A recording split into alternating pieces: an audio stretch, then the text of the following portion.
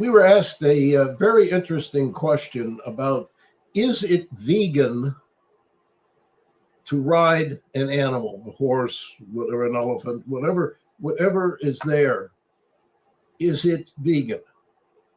And the answer is no, it's not vegan because it uses an animal.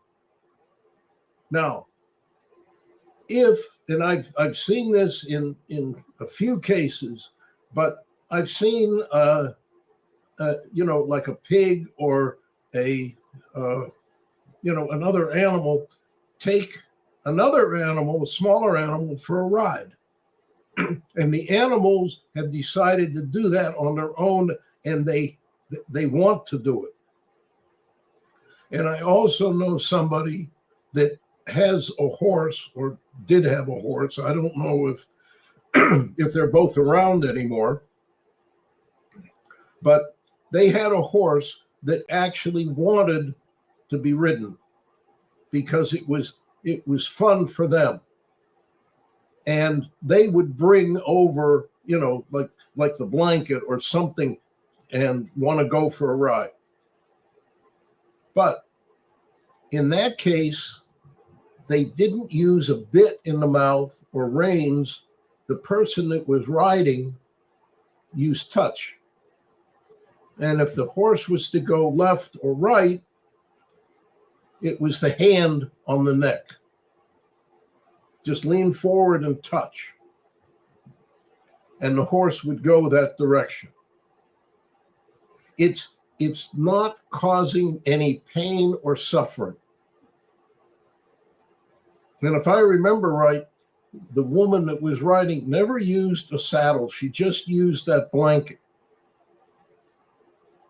And she rode not bareback, but blanket back.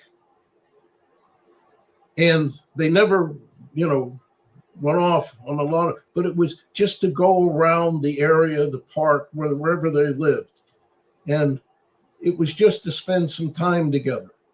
But they also spent time together just walking around in the field.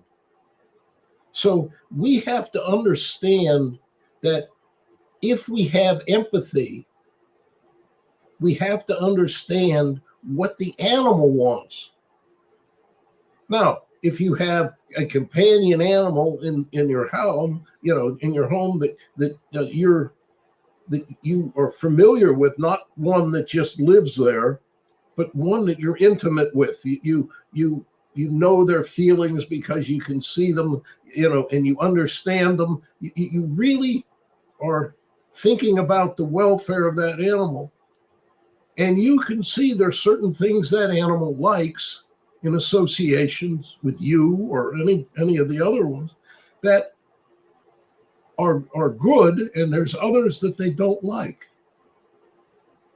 So if you only do the good ones, then it's going to be what the animal wants. And that's it. It's not, if we're going to do the things that are compassionate and empathetic, it's our love for their well-being. What do you want? Not what I want, but you have to think about the animal, and it's the you is the animal.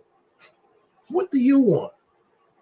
Certain, like for an example, certain cats like to be petted or stroked in different ways, on the side of the chin, up on the top of the head. Sometimes they like a belly rub, but some cats hate a belly rub.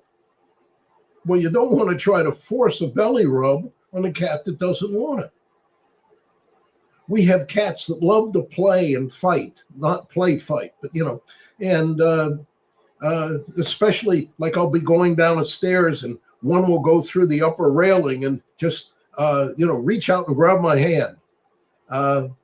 And what I'll do sometimes is reach down and tickle them on the belly a little bit, go down below, and they'll react to it because it tickles, and and they'll grab onto your arm and wrestle with your arm, and that's their way of playing. And they want you to play back with them. And so those are the things that we should do. But we don't want to impose our will upon the animal. And very few animals, like a horse or something like that, very few really want to be ridden or to pull a cart. There are some that like doing stuff like that. It's part of a game. I've known dogs that like to pull. And, but, not with a whip, not with anything else, but it's their understanding, their will. They want to do something. So that we agree with, that we do, and we don't do the others. It's love. Amen.